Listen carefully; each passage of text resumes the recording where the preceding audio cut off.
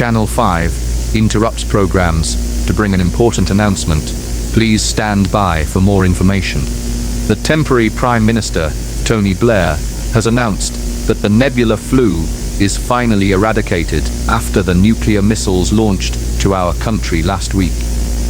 The last person infected was killed last night by the Royal Military Police, bringing the Nebula-Flu to a long permanent close. Even though the Nebula-Flu has been eradicated, it took 54 million lives, including Gordon Brown.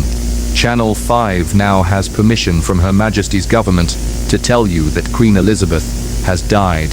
She died due to the Nebula-Flu around 2 weeks ago. Her death was not properly announced until today. The royal family has stated it is within great sorrow to announce the death of Queen Elizabeth. She was a unique queen in her own ways. The Nebula-Flu crisis has cut her life very short and took her down.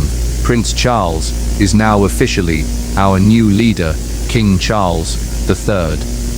Channel 5 tells you that today is about mourning for others and helping each other, because tomorrow is the time where everybody joins in today and rebuilds this country. Now, for the Queen's passing and those loved ones who has died during this disastrous event, we shall play our national anthem, May God Save Us and God Save the Queen.